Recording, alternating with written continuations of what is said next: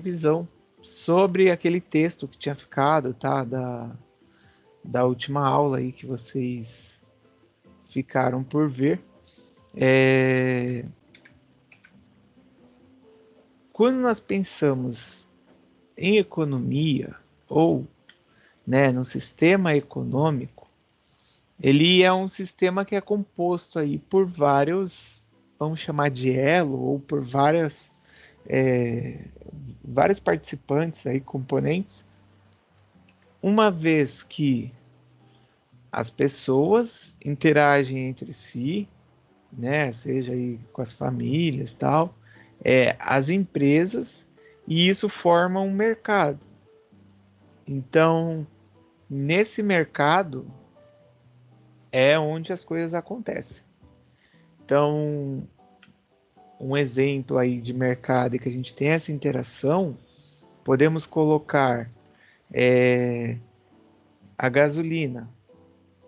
Então, eu tenho a refinaria, que transforma lá, né, o petróleo bruto. Tem aí empresas que cuidam por distribuir, por vender em postos de combustíveis, e aí as pessoas que vão lá buscar combustível, ou as empresas que vão lá comprar também, tudo isso forma um mercado ligado aí a combustível, e há no mercado as diversas interações, porque é o mercado que a gente tem o ponto de relação entre a oferta e a demanda, a oferta e o preço, que vocês devem ter lido aí, eu acho que já comentei disso até em outra aula. Quanto maior a oferta de um produto, o que acontece com o preço? Alguém se lembra? Ou não? Deixa eu ver, escreveram? Peraí. Prof, a musiquinha de fundo? Tá. É... Tá sim, Gabi. Quanto maior a oferta, acontece o que com o preço? Alguém lembra? Ou não? Ele cai. Isso, o preço cai.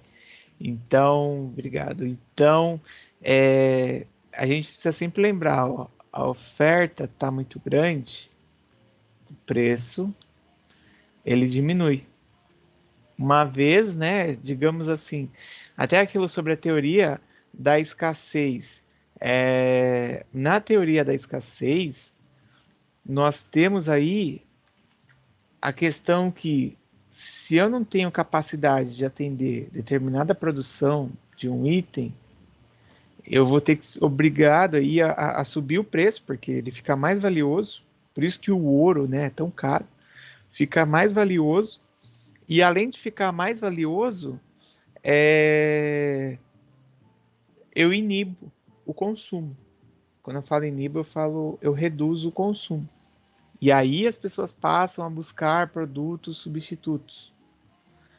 Isso eu já falei, se vocês lembrarem. Vai, o próprio combustível que eu dei esse primeiro exemplo. A pessoa colocava só gasolina no carro.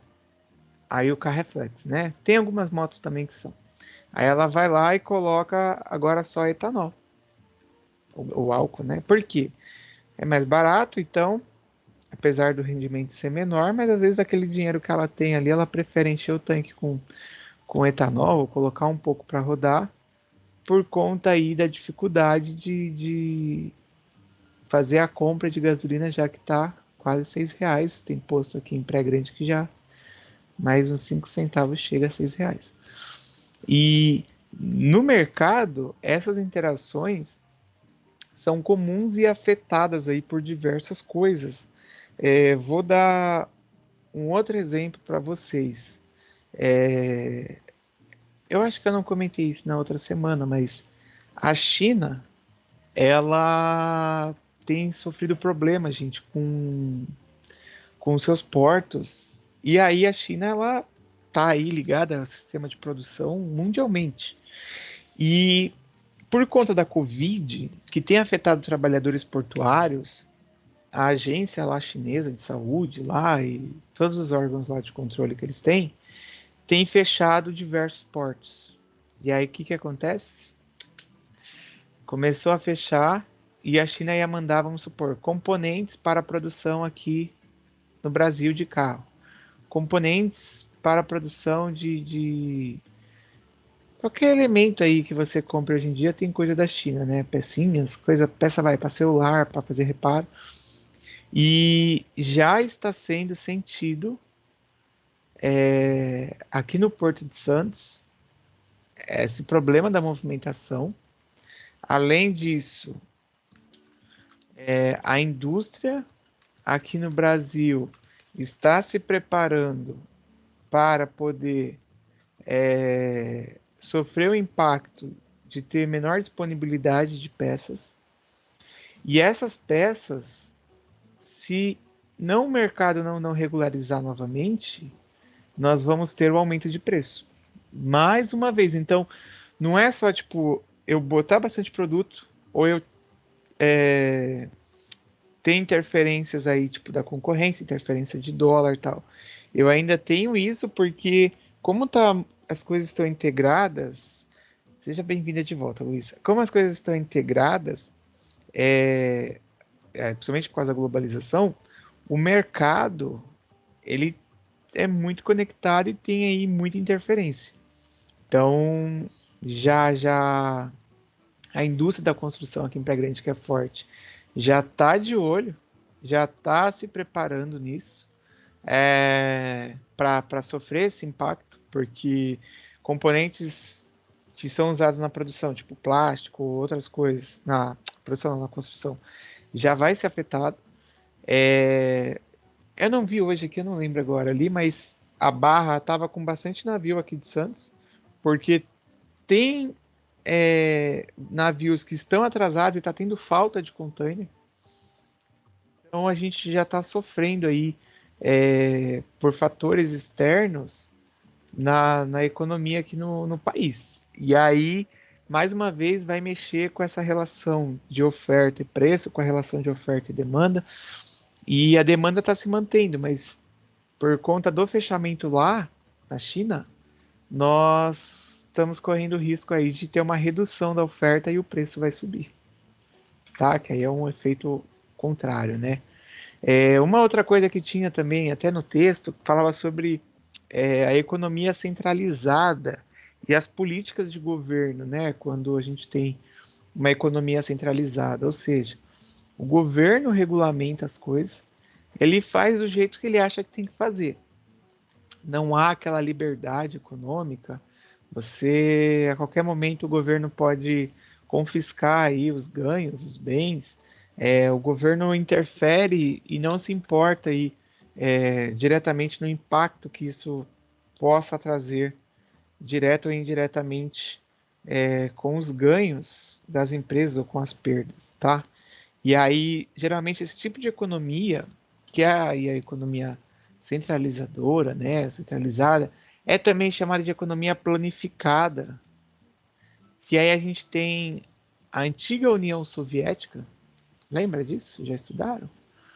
União dos países lá soviéticos, a Rússia, com aqueles países todos que já nem existe mais, tá? A Coreia do Norte é um tipo de economia que faz isso. Aqui na América Latina a gente tem a Cuba também, tem aí o governo interfere diretamente e faz o controle sobre a parte econômica. É, Lá na Ásia tem mais países que acabam aí, acho que é Mianmar, acabam adotando esse modelo e aí isso, digamos assim, para instalação de empresas, instalação aí de projetos maiores de cunho de mercado econômico, já ficam comprometidos por conta do governo, tá? E uma outra coisa, vocês tinham essa tarefa para fazer. Eu já dei a devolutiva de quem não fez, porque eu tive que fazer a chamada, mas de quem fez eu vou fazer. E aí eu já comento até sobre cada um dos tipos de bens para a gente já acessar aqui uma parte nova aí do conteúdo, que é sobre os setores da atividade econômica. Até aí tudo bem? Pergunta? Deixa eu ver quem chegou aqui, ó. Foi, eu acho que o João, não é? João Soares, tudo bem? Alguma pergunta aí? Pode continuar. Bom dia, Pode Fernando. continuar, Bom, obrigado, Thaís. Bom, são aí, né, bens de consumo, ou durável ou não durável. É, em resumo, gente, são bens que eles já passaram por processo de transformação e são entregues ao consumidor. Então, quando a gente fala de bem durável, a gente pode pegar aí uma geladeira, um carro, a bicicleta, mas já que vocês ainda não têm habilitação, eu acho. Bicicleta. E o não durável são aqueles bens de consumo que os alimentos que chegam lá ao supermercado, é, tudo que tipo, você compra e já consome. Por isso que ele é considerado como não durável, tá? Aí pode ter gente que fala assim, ah, mas comprei lá o celular, ele durou pouco tempo, então ele é não durável? Não, na verdade ele é durável, né? Mas aí depende das condições, depende é, da questão do uso. E também quando a gente pensa no mercado, existe a relação sobre o valor pago e a tecnologia empregada aí quanto a esse item, né? A esse bem, ou até questão também de serviço, tá? Que aí muitas vezes isso acaba afetando a qualidade ou o resultado ali que é esperado. Outro tipo de bem que a gente tem seria aí voltado parou, aos bens e serviços intermediários, e aí são eles usados para poder compor um processo produtivo. Então a gente tem matéria-prima, os componentes que eu estava até falando agora, que esses componentes estão atrasados aí para vir da China, estão presos lá nos portos chineses, fazem parte aí dos itens dos bens intermediários, tá? E aí o Brasil, né, nesse fator de bem intermediário, ou o que a gente chama aí de commodities, ele é bem rico. O Brasil manda lá seus minérios, a China muitas vezes recebe, transforma e vende, agrega valor. Outras nações agregam tecnologia e vendem grãos, alimentos aí que a gente tem, e por isso que o preço, mesmo nós sendo produtores, grandes produtores aqui no Brasil, ele tem, né, acaba ficando tão caro, porque a commodity é regrada pelo mercado internacional. E aí o mercado internacional é em dólar, né? Aí o dólar acaba fazendo com que o preço aqui internamente ele fique mais alto. Então, mesmo nós sendo produtores mundialmente assim potência, mas ainda assim o acesso aqui interno ou a questão de preço sofre, tá? Obsolescência, né? A Gabriela colocou aqui, gente, que também tem isso. Tem, ô Gabi. Aí nesse caso, você deve estar falando até desse aqui, né? Dos bens duráveis e não duráveis. Então, tem a obsolescência programada, que tem relação aí com é, aquilo que está sendo ofertado e que há uma previsão, por exemplo, de lançar um novo modelo com uma nova tecnologia ou algo do tipo. E aí, vamos supor, você comprou uma TV e essa TV ela vai ficar ultrapassada porque desenvolveram uma tecnologia igual antes, tinha TV lá de tubo. Aí da de tubo passou para acho que era de plasma. Aí de plasma foi para LCD e LCD de LED.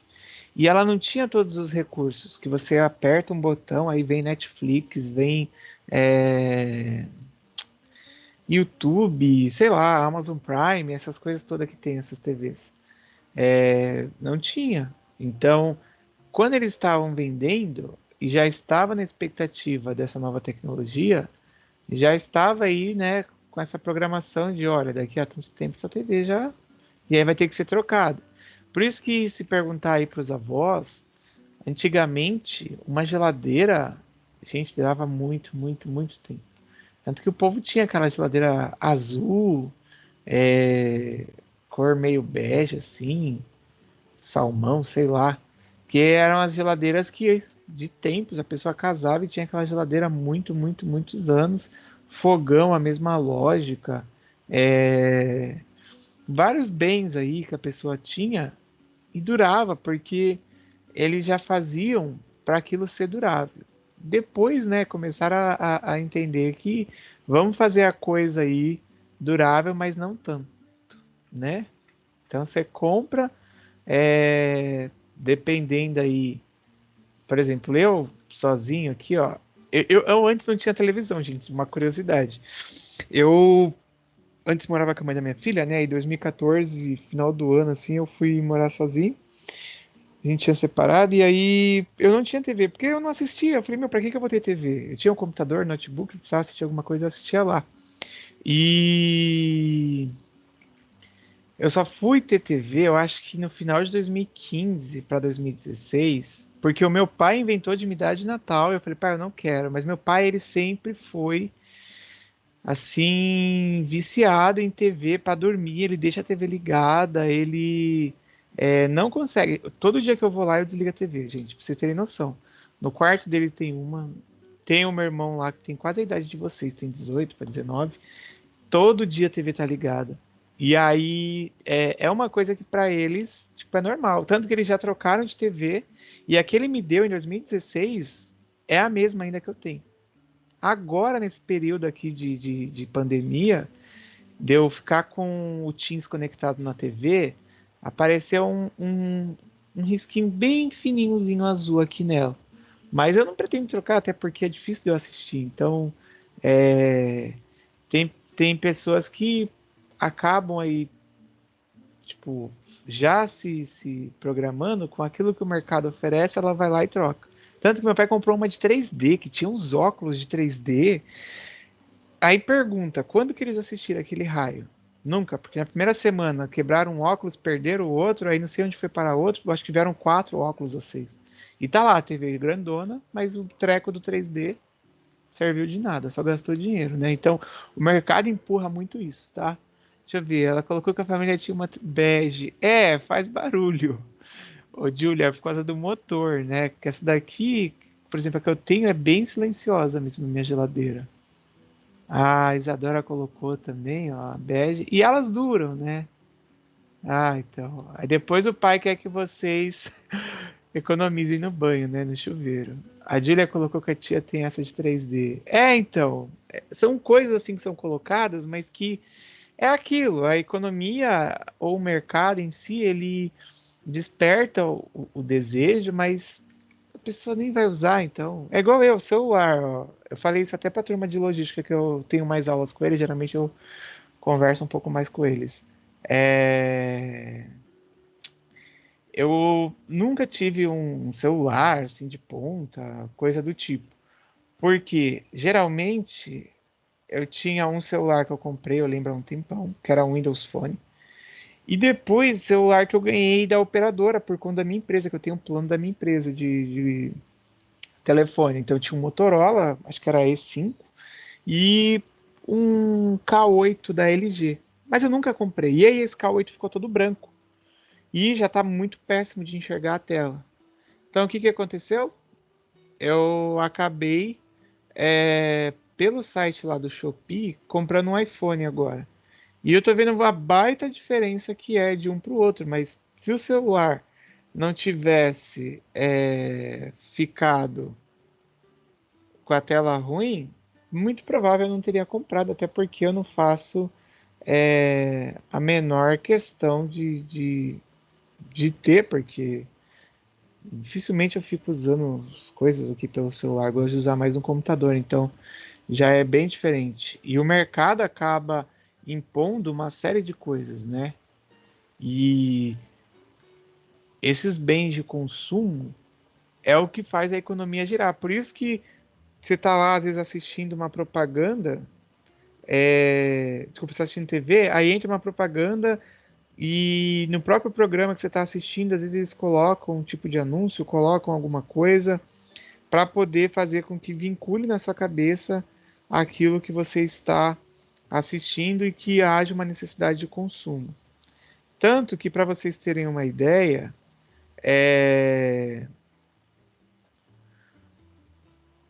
existe uma estratégia de marketing, eu não sei se já viram isso, mas que é o marketing que ele é colocado dentro das programações. Isso aí na novela é comum. Você está assistindo a novela, de repente aparece lá, vai o ator ou a atriz passando um perfume, aí mostra assim qual é o perfume, aí chega alguém e fala, nossa, que perfume gostoso. Ah, é o perfume tal, da marca tal que eu comprei. Aí eles já embutem até na própria programação. Acho que é o marketing editorial que chama, gente. Eles embutem na própria programação. E aí estimula mais uma vez as pessoas a comprarem ou coisa do tipo, tá? Deixa eu ver. O que você escreveu? Ah, já fui lendo aqui a tia também. Consumista com celular, meu Deus, o Raquel. Viu? É a obsolescência programada aí que acho que foi a Gabi que tinha colocado, não era? Era. Ah, o iPhone não serve pra trocar, ele colocou. É, o celular ele dura, mas depende, né? Porque o meu irmão mesmo, o celular caía, trincava, quebrava parte do celular. Ele trocava, meu Deus do céu. Tanto que eu lembro que a minha mãe comprou um celular pra ele, o celular durou pouquíssimo, ele estragou o celular porque ele queria outro, ele estragou de propósito. E eu falei pra ela, mas ela, né? O merchandise, o Matheus, é uma das estratégias que tem, mas é o marketing editorial que faz rolar dentro da própria programação, acaba rolando como se fosse tipo no contexto normal. Tanto que no filme do Velozes e Furiosos, depois eu não sei qual que é, mas se vocês forem assistir, vocês vão perceber. Eles estão lá com a cerveja, acho que é da Corona. Já apareceu o filme que os caras estão tomando Pepsi, ou estão consumindo em alguma rede famosa de franquia. Porque é, há um valor pago que esse valor ajuda aí, né? Com os ganhos do filme ou daquela produção. Então isso é normal em série, é normal em diversas ações. Que às vezes a Ana Maria Braga tá lá cozinhando. Aí ela vai, fala da Americanas e fala da panela que é muito boa para cozinhar aquilo que ela tá fazendo.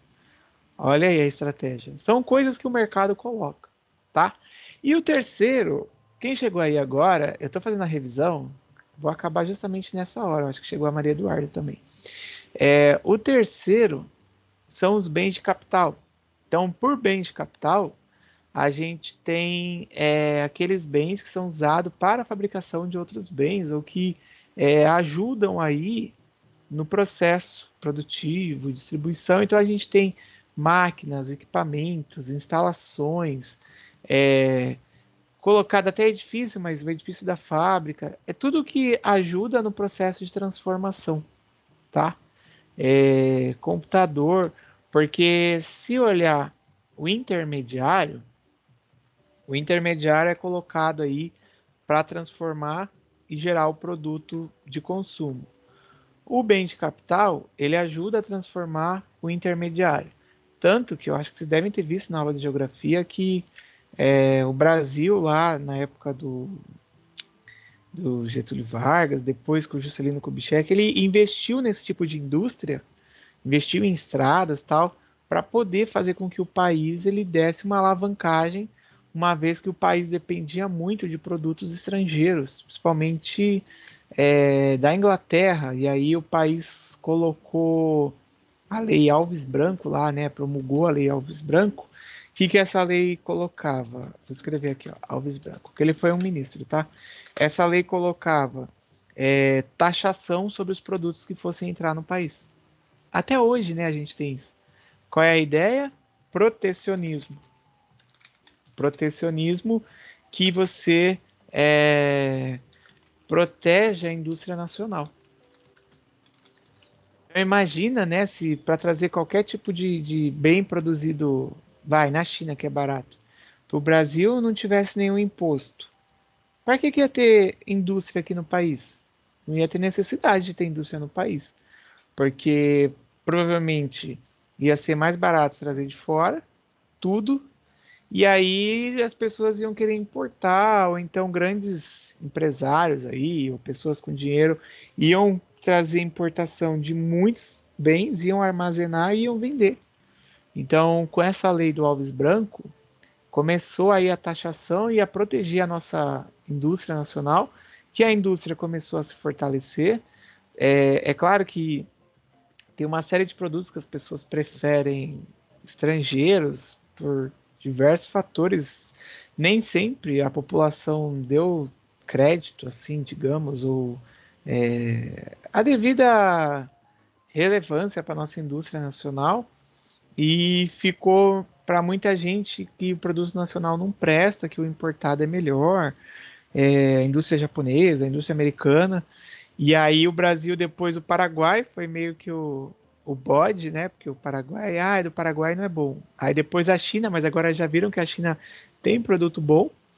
E essas taxações, elas fazem com que, tipo, a pessoa quer importar, tudo bem, mas a indústria nacional, ela faz esse produto. Então você vai importar, só que você vai pagar imposto. E aí, geralmente, beira próximo a 60%. Quando entra com um produto fruto de viagem, tá? Que você não declara, eu acho que a Receita cobra 50% do valor que está lá da nota e mais 50% de multa por você não ter declarado. E aí, né, pode ser que não compense fazer uma doideira dessa.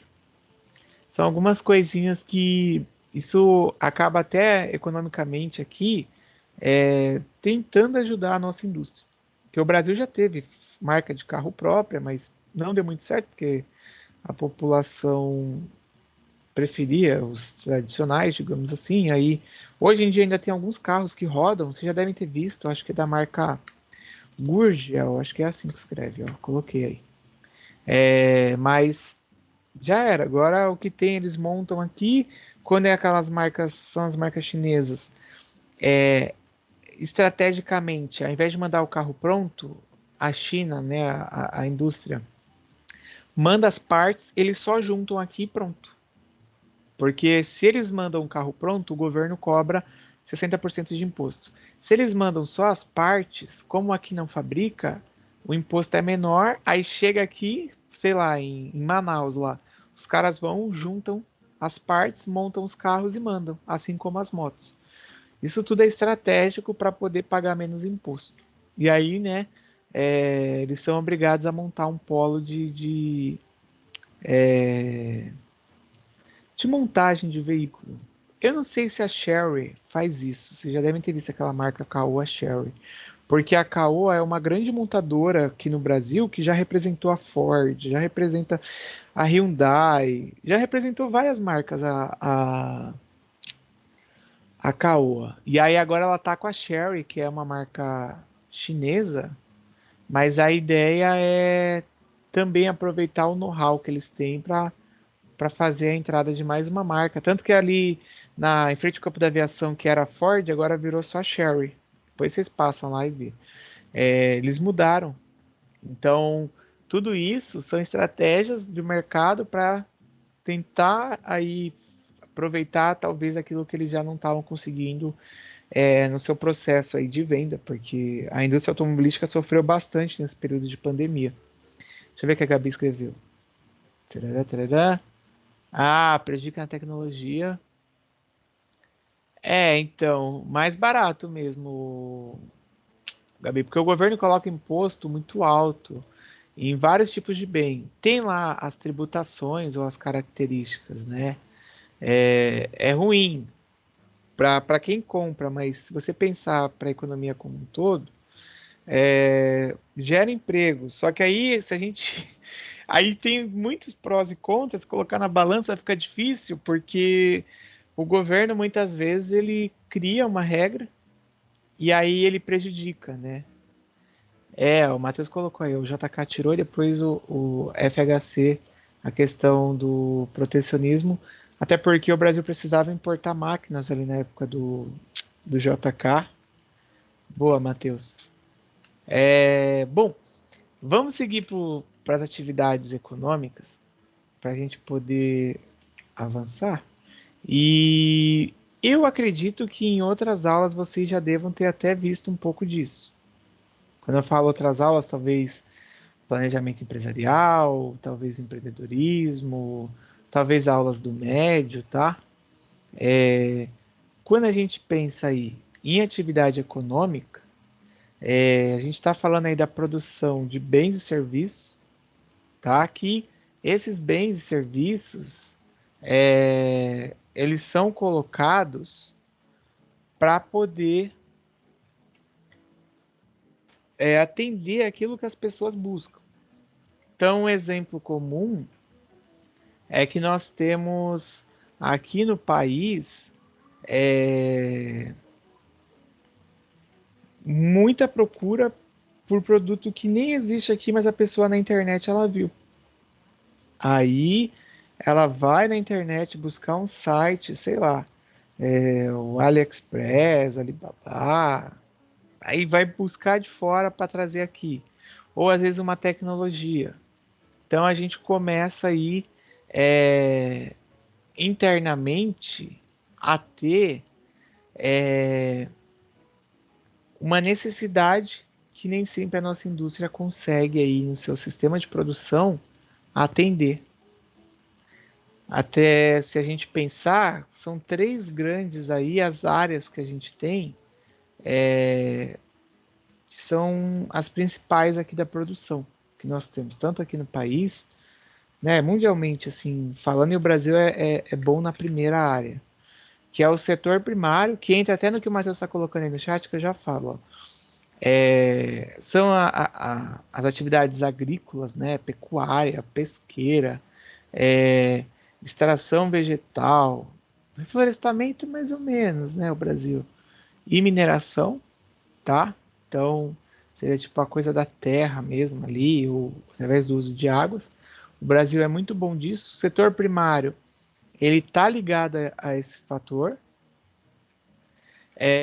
No setor secundário, nós temos as atividades industriais, e aí entra no que o Matheus tinha escrito aqui no chat, o problema ligado às indústrias, porque o país, lá atrás, ele não pôde se industrializar quando o mundo já estava aí acelerado, né? Porque Portugal não deixava. Concorria a indústria com Portugal, e aí Portugal não queria, então você só podia é, comprar aquilo que Portugal permitisse, ou que ele permitisse que você importasse da Inglaterra, do Reino Unido. Aí o país ficou atrasado.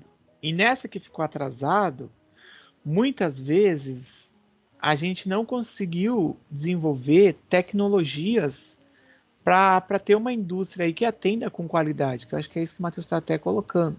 Então, questão de veículos, material de construção. A gente tem indústria nacional? Tem, mas depende muito de tecnologias e de bens que vêm de fora, igual eu já falei da China que fecharam os portos. Produto químico, farmacêutico, ó. A, a questão agora da vacina aí é um exemplo disso, né? Essa corrida e tal. A Coronavac foi desenvolvida na China, que veio para testes aqui no Brasil e ser colocado. A Pfizer, mais outra vacina estrangeira, assim como aí coloca lá AstraZeneca, Fiocruz. Beleza, mas a Fiocruz ela foi quem conduziu aqui no país os estudos e as aplicações, mas tudo isso usando tecnologia de fora. E às vezes, se o país usa essas tecnologias, ele paga royalty. Então, esses royalties seriam uma porcentagem, uma taxa a ser paga por usar essa tecnologia dos outros países. O nosso grande ponto é esse, que muitas vezes a gente tem dificuldade para desenvolvimento de tecnologia e conseguir, nesse setor secundário, atender a demanda que o país tem.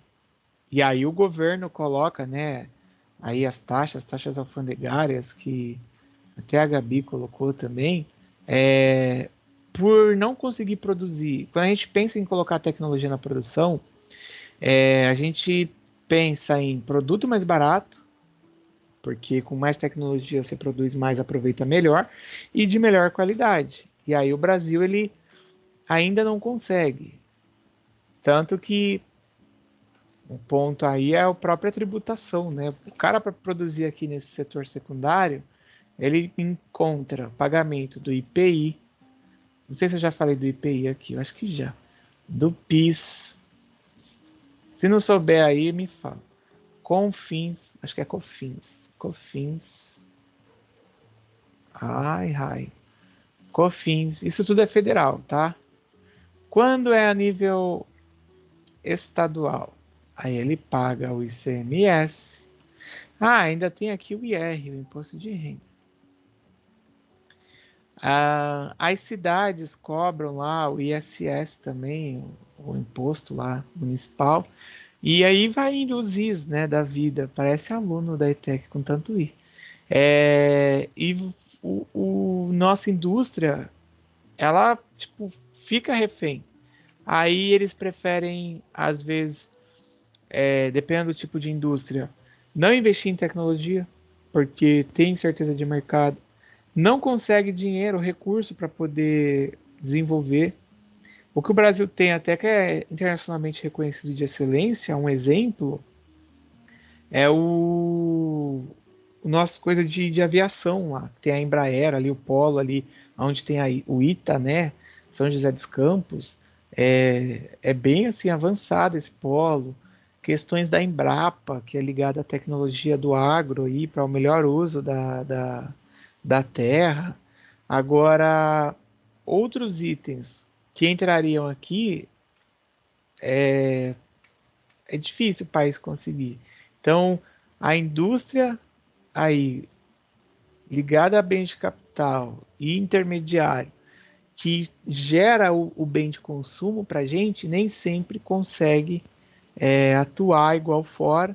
E aí existem várias brigas, né? Várias brigas por conta de tributação, de imposto, do que o governo faz. Tudo isso interfere no final, né? Quando chega para a gente. Por isso que aí até ela colocou de comprar um Xing Ling, porque podia ser mais barato, muita coisa? Podia, mas o governo ele também não ajuda a gente. E, já viu, o Matheus colocou, temos um grande apoio das indústrias nacionais. Quais indústrias, Matheus? Escreve aí. Ó, e o setor terciário é formado aí pelo serviço, tá? O serviço, ele tem desempenhado um papel cada vez mais importante na economia, porque aqui no país a gente, dependendo da cidade, tem um setor de serviço que supera o setor secundário e o primário. E aí a gente pega uma cidade, vai, gente, por exemplo aqui, Praia Grande. Praia Grande, o setor terciário é que tem mais representatividade. A gente não tem produção, a não ser que, se você olha lá no IBGE, tem lá 1, sei quantos por cento do setor produtivo. Sei lá, bem pouquinho, assim, menos de 5% do setor primário aqui em Praia Grande. Porque pode ser que alguma propriedade que faça a venda de produto proveniente da terra seja considerado produto agrícola. Eu acho que aqui lá perto onde tem a reserva indígena tem uma área um pouco mais, digamos, rural, mas não é tão reconhecida. A própria cidade de São Vicente, eu estava vendo essa semana que teve uma manifestação e um debate que São Vicente possui a sua área rural, que ela tem a ferrovia que passa lá de Cubatão e tal, e passa lá para São Vicente na área continental, e ela segue indo para o Planalto, né? Ela sobe lá para a serra. E aí aquela área lá é uma área rural, só que as pessoas que trabalham lá, que produzem, né, que plantam, enfrentam um problema que a empresa da ferrovia muitas vezes restringe o uso da área. E são pessoas que estão lá há muitos e muitos anos, talvez até antes da ferrovia. Então, são brigas que tem aqui nas cidades. Habitantes rurais, vê no IBGE, atividade econômica em Praia Grande. Aí tem lá, tipo de indústria e tal. O setor terciário aqui é o principal, porque a gente olhar, ó, o comércio, turismo, banco, então tem bastante. Empresa de transporte, não só aí a Piracicabana, mas de transporte escolar, que tem, faz universitário, transporte empresarial. O hospital agora vai aumentar ali, que eles já estão com a estrutura quase pronta ali do IGESP, estrutura bruta, vamos chamar, tá? Que aí eles vão começar a fazer por dentro, aí demora mais para construir. Assim como os prédios, se vocês olharem, eles levantam rápido, aí fica lá o esqueleto. Aí depois o por dentro e tal é demorado. Então são áreas que a gente tem aqui na cidade de maior potencial. Hoje é que eu não salvei o print aqui. É, aqui saiu na tribuna, hoje no jornal impresso, é que geralmente eu leio o impresso digitalmente, né? Mas falando que os comerciantes faturaram bastante nesses 4 dias que tiveram aí agora. Porque muito turista, pessoas que têm casas vieram, então o setor de serviço, o setor terciário, ele ficou bem aquecido e isso traz resultado economicamente aqui para nossa região. Tá? A gente está até vivendo já um pré-contratação aí para temporário Dia das Crianças e aí daqui a pouco também para a temporada que espera-se que abram, né, as coisas. É o que eu falei lá no começo da aula, daqui a 2 semanas a gente vai ver se vai mudar ou não o panorama de como é que está a nossa situação aqui. De Brasil até, não precisa nem falar de regional. Ele colocou Maggiore. Maggiore é o quê? Cadê o Matheus? Abre o microfone, Matheus. É ali beirando aquela rua assim, vem a Malé e vai beirando ali a rua Avenida Ayrton Senna? Ah, vai construir. Ah, o outro shopping, tá? Desculpa, que aí vai fazer lá o hotel também, o hospital. Agora sim, entendi. Né? Então, isso daí, antes da pandemia, eles tinham falado que iam fazer. Eu achei que ia ficar, tipo, até 2022 já pronto, mas pela situação que a gente teve, vamos dizer assim, de pandemia, a coisa não andou, né? E aí agora é, há essa expectativa, essa espera de retomar, até porque os shoppings sentiram baque, o Grupo Mendes, mas o Grupo Mendes mesmo que está tocando ali, eles alugaram a área que eles tinham lá em Santos, onde era o centro de convenções do Mendes, e virou a Leroy Merlin, e eles agora têm caixa, têm dinheiro, então pode ser que retomem, até porque em Praia Grande eles não têm, né, negócios, digamos, voltada à área de shopping. Praia Grande está crescendo cada vez mais a cidade que tem recebido mais habitantes, e aí isso daí é uma expectativa grande. Até aqui também, ó, em frente, eu abrindo aqui, ó, peraí, aqui a sacada, ó, praticamente a estrutura do tenda em frente ao campo da aviação já está pronta. Eles estão até com um guindaste ali, ó, subindo uma outra estrutura pré-moldada, que vai ser também uma área com lojas, com praça de alimentação, que não é na área do mercado em si, mas é tipo um anexo, em frente à direita, digamos assim. Quem passar em frente ao campo da aviação depois dá uma olhada. Eles estão lá, ó, colocando, eu tô vendo aqui.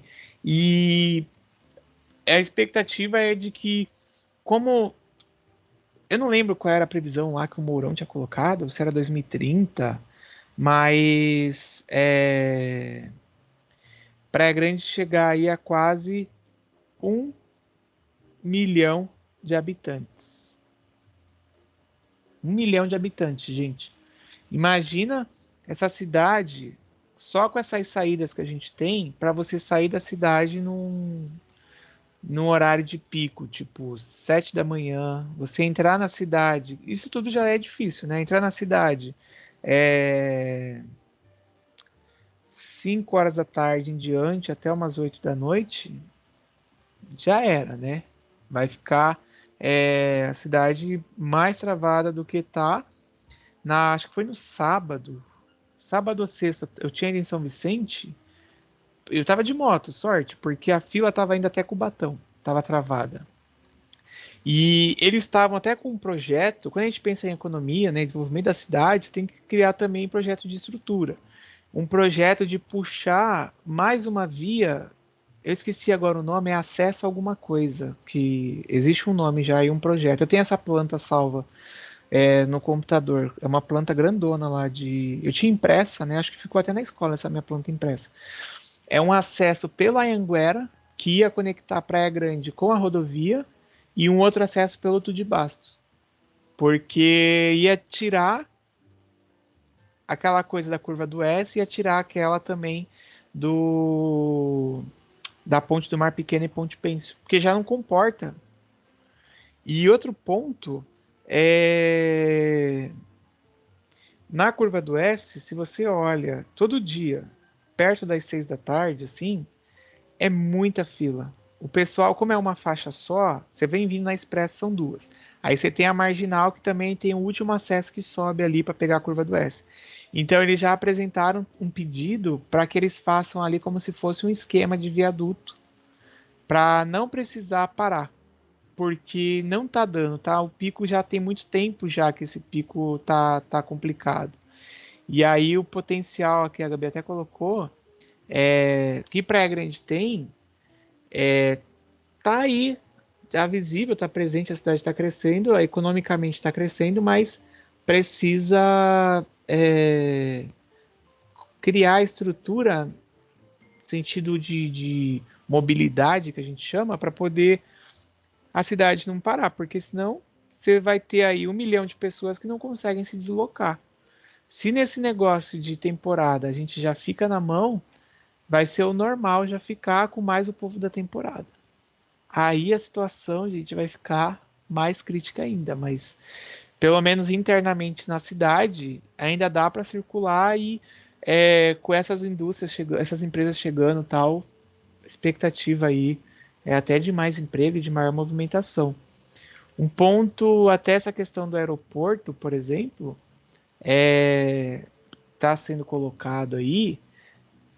Isso aí desde quando eu era do ensino médio, acho que até antes, né? Então, lá, 20 anos, quase. Acho que já deve ter mais de 20 anos, na verdade. É...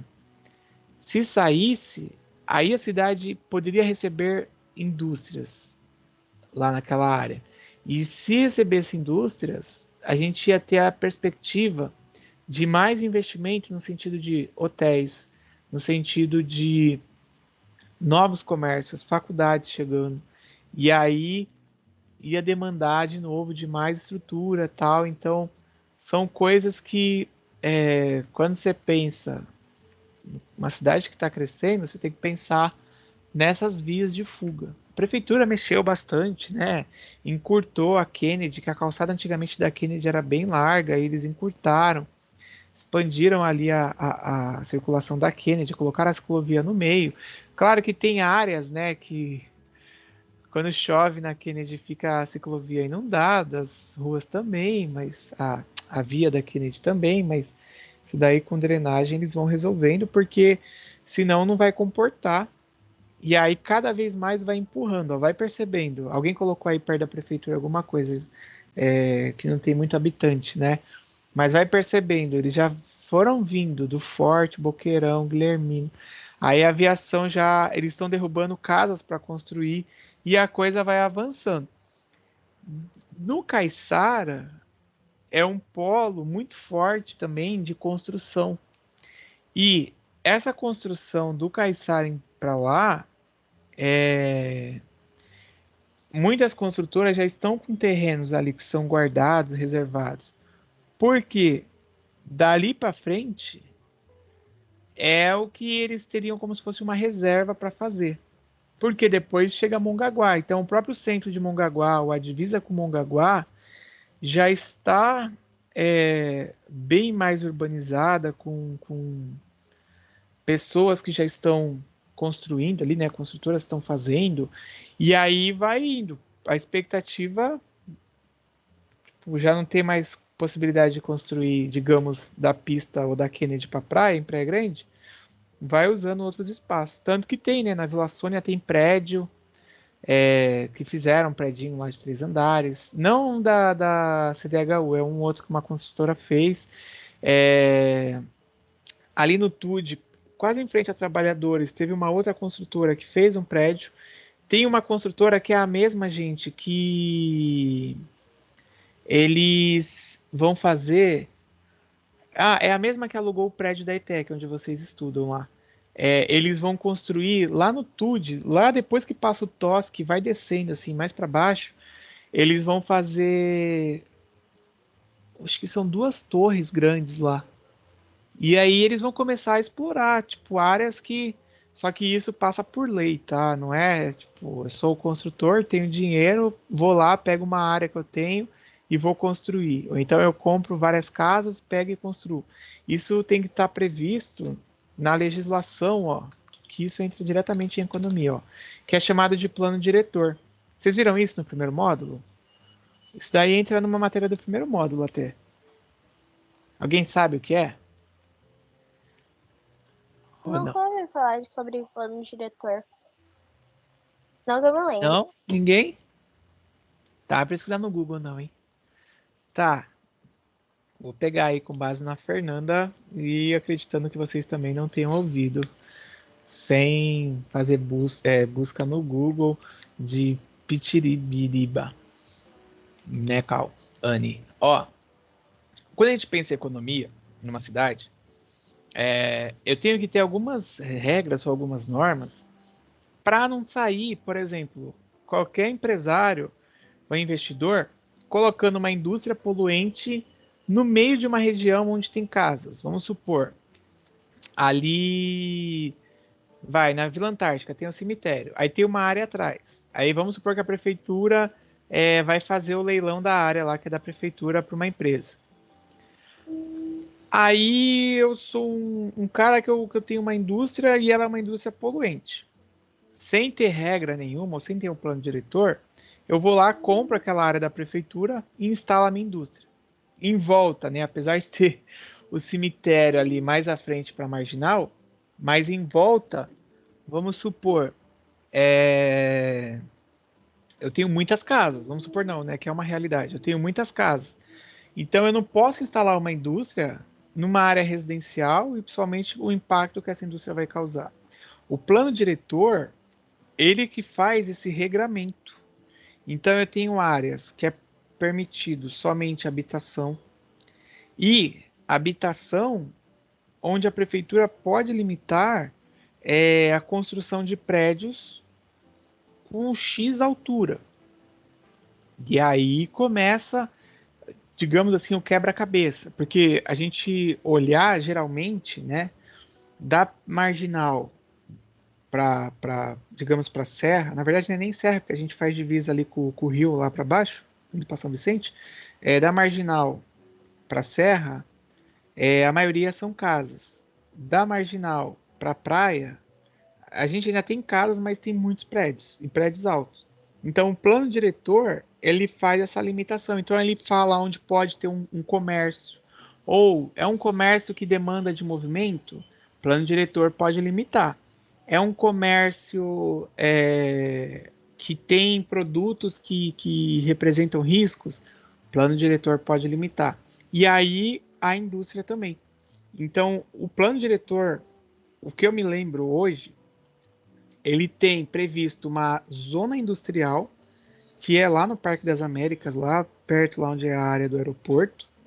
Ele tem previsto essa área que eu falei do acesso, do novo acesso, e tem as áreas que são comerciais, mistas e residenciais. Vocês podem perceber que várias ruas, a prefeitura está colocando aqueles bloquinhos lá, que a prefeitura é apaixonada por isso, né? Então, exemplo, a rua ali do Mercado Crio na Vila Sônia, a Irmãos Adornos ali no Tude, no Quietude, a Rua Tupi, não é Rua Tupi, acho que é a Rua Tupi e a outra rua ali onde tem o S da Tupi, são as duas, uma que vem da Marginal para Kennedy e uma que vai da Kennedy para Marginal, onde tem até o objetivo ali. Eles estão colocando os bloquinhos, aqueles bloquinhos vermelhinhos lá. Porque essas são as ruas que o plano diretor, se você pegar o mapa e olhar, vai bater certinho. São as ruas que o plano diretor considera como vias comerciais. E aí, todas essas, eu tenho esse mapa há uns 8 anos. Todas as ruas que estão lá, a prefeitura está colocando esses bloquinhos. Em várias áreas, indo para Mirim. Não sei se é a Júlio Prestes Albuquerque lá na Mirim, mas tem na Mirim também previsto isso. No Samambaia tem previsto. Então, o plano diretor, pensando economicamente na cidade, é ele que vai ir regrando, tipo, o que pode ser colocado, o que não pode ser colocado. Tanto que houve uma mudança que eu não lembro agora se é da Tupi até o Caiçara, mas os próximos prédios que forem a ser construídos aí, quando eles apresentarem o projeto, a prefeitura limitou a altura.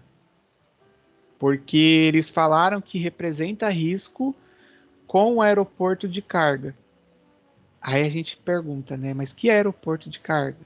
Bom, enfim, como o plano diretor ele visa uma coisa futura, então eles já estão limitando para poder fazer a manobra do avião e o avião pousar, teoricamente. Mas o plano diretor serve para isso. Então a área onde está o shopping ali, a Kennedy, é uma área comercial. O shopping lá que o Matheus falou lá, vai ficar o hospital, o shopping, o hotel. E em diversas áreas. Tanto que quando vocês pensarem aí, né, em abrir a empresa e tal, é interessante de se analisar, será que essa atividade é permitida?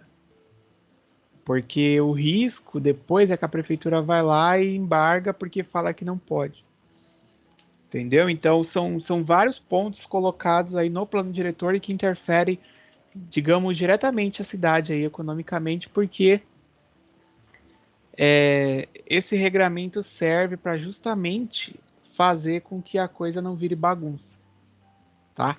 E Praia Grande está bem ligada a esse setor terciário aí que a gente tem, que é a parte de serviço. Tudo bem? Perguntas aí? Não? Sim? Nenhuma, professor. Entendeu, né? O plano diretor? Ele Eu entendi. é uma diretriz da cidade que vai fazer o planejamento da ocupação e o uso do solo. Em resumo, é isso. Ocupação e uso do solo. Então, tipo, vai ocupar o solo aqui, ou vai fazer o uso de uma indústria? Peraí, mas plano diretor permite? Vai colocar um comércio? Comércio representa algum tipo de risco? Nessa região, a prefeitura permite? E aí, tudo isso é colocado no plano diretor. Vocês têm acesso lá no site da prefeitura, acho que vocês conseguem ler o plano diretor da cidade. Isso geralmente eu dou no primeiro módulo em gestão empresarial ou planejamento empresarial, porque eu falo das empresas e aí até é ligado à realidade da cidade, e os alunos precisam entender que eu não posso colocar uma empresa que o plano diretor não permita, ou num local onde o plano diretor ele não permita de eu colocar. Porque senão aí eu corro o risco da prefeitura vir e embargar minha obra ou o meu comércio, tá? Que já aconteceu em várias cidades aí. Bom, prosseguindo então para a gente finalizar. Ó, como funciona o sistema econômico, gente? Essa parte vai ser até mais tranquila, porque acredito que vocês já saibam, né? Até por questão do dia a dia, mas a gente tem as indústrias, que são aí as unidades produtoras, as empresas. Elas vão produzir bens e serviços, utilizando de recursos que são comprados, digamos, de um fornecedor de matéria-prima, ou até mesmo aí são comprados daquelas empresas de bens intermediários. Lembra, né, que a gente falou de empresa de bem intermediário quase agora. E as pessoas são contratadas para trabalhar e ajudar na produção nesse processo. E aí, essas pessoas são remuneradas através dos salários, e isso faz com que o círculo econômico ele gire, porque as pessoas recebem seu salário, vão lá e consomem.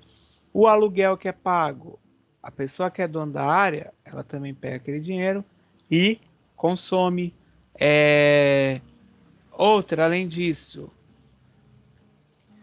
juros que são pagos aos bancos, mesma lógica.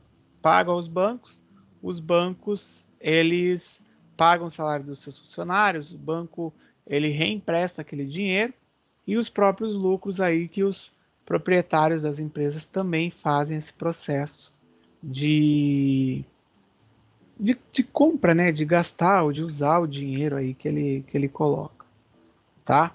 Então, por isso que existem campanhas, não sei se vocês já viram isso, mas que elas estimulam o comércio local. Qual é a lógica, né, dessas campanhas? Apesar que muitas vezes o comércio local ele não apresenta um preço tão bom quanto você comprar às vezes na internet, mas a lógica é fazer com que o dinheiro circule, porque a pessoa comprou. Você foi no mercado, no Crio, no Mercado Passos, sei lá, no Cuca, que é aqui da região, da cidade. Aquele dinheiro que você colocou ali, que você comprou, que você queria, vai fazer com que eles paguem o salário de uma pessoa que é da cidade, e aquela pessoa ela vai poder consumir outras coisas de outra empresa, que de repente é aquela empresa que você trabalha, e aí vai fazendo circular a coisa como um todo. Em várias cidades, em vários lugares, existem essas campanhas, porque a proposta é fazer com que o dinheiro fique na própria cidade. O que acontece quando a gente tem um exemplo de Praia Grande, uma cidade dormitória. Aí você fala assim, cidade dormitória? Cidade está dormindo? Não, é porque basicamente a gente não tem um grande empregador na cidade. Eu não lembro hoje, gente, mas antigamente a prefeitura era a maior empregadora. Eu acho que ainda deve ser a que mais contrata. Mas tem cidades que você tem igual a Santos, você tem o Porto. O Porto é o maior empregador que a prefeitura. Cubatão, você tem a indústria que é a maior empregadora que a prefeitura. Então, quando a gente fala de cidade dormitória, quer dizer que as pessoas moram, Praia Grande, mas elas trabalham em outra cidade fora daqui, vão para Santos trabalhar tal e só voltam para dormir. E aí, como é que fica o dinheiro que ela ganha em outra cidade? Será que ela gasta naquela outra cidade? Será que ela gasta na cidade onde ela dorme? São Paulo já tem um tempo tá sofrendo com isso também, porque muito caro morar na cidade de São Paulo. As pessoas estão morando nos arredores. Muitas vezes se faz o acesso por trem.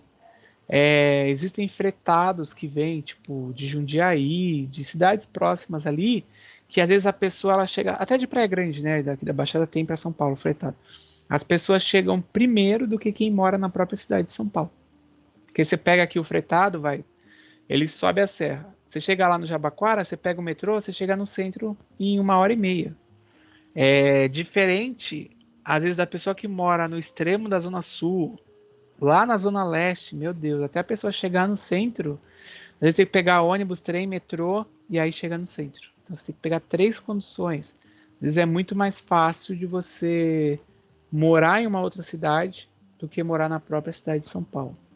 Tá? Então são questões aí a se pensar, mas o dinheiro ele circula.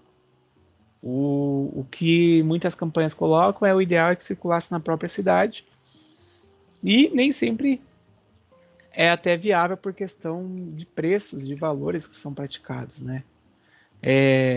E aí, essa interação que a gente tem do dinheiro, a empresa contratando a pessoa, o dinheiro sendo gasto, sendo colocado, ele faz com que nós tenhamos dois tipos de fluxos, que é o fluxo de bens e serviços e o fluxo monetário.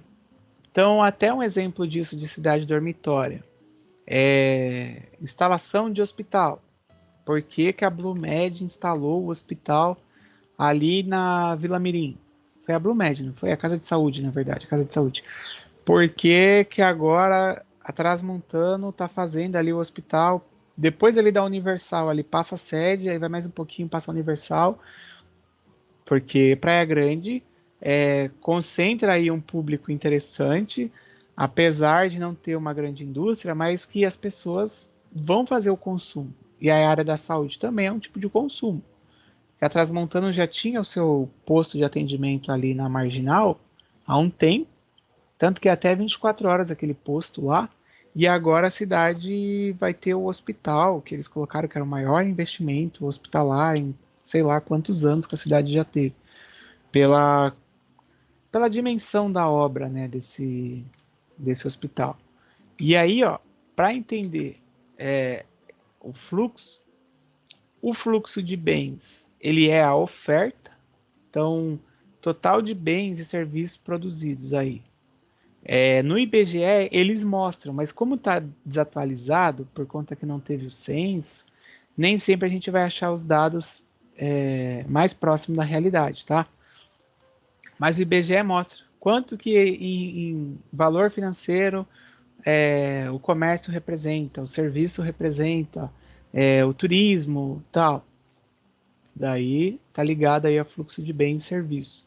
E o fluxo monetário, que é a total aí de demanda, tá? O quanto que as pessoas colocam de dinheiro na economia, ele também é interessante, porque é através dele que a gente começa a fazer projeção se vai aumentar o consumo, se não vai aumentar, se as empresas vão poder aumentar a sua produção ou até trabalhar com perspectiva de valores financeiros. Então, o primeiro, que é fluxo de bens, para fixar, está ligado à oferta, aquilo que é produzido, que é colocado na economia. O segundo, que é o fluxo monetário, é a demanda. Quanto aí que as pessoas têm disponíveis para gastar, tá? Porque também não adianta a pessoa ter o dinheiro e ela não gasta. Tem alguns estudos que saem, depois dá para vocês até pesquisar, que mostra o quanto que as pessoas estão gastando, ou o quanto que elas estão poupando, porque isso também dá um panorama, economicamente falando, de se as pessoas estão propensas a gastar ou não. Que aí, às vezes, se a pessoa tem medo de uma incerteza mais futura, ela vai reduzir o seu consumo. Aí o governo começa, né, a ficar apreensivo quanto ao futuro econômico. Ó, o fluxo monetário aqui que é da demanda. A gente tem salário, lucro e aluguel, que aí ele atende os dois aqui, ó, tanto no setor primário, secundário ou terciário, a gente tem. Esse dinheiro vai para o mercado, as pessoas consomem roupas, alimentos e máquinas, então desse lado a oferta vai buscar empurrar isso aqui. Do outro lado, quem tem salário, seus juros, o lucro, o aluguel, ele vai impulsionar, mas se esse lado esquerdo for menor, a oferta ela vai ter que ficar ligada e aí vai cair naquilo. Menos pessoas com dinheiro para comprar.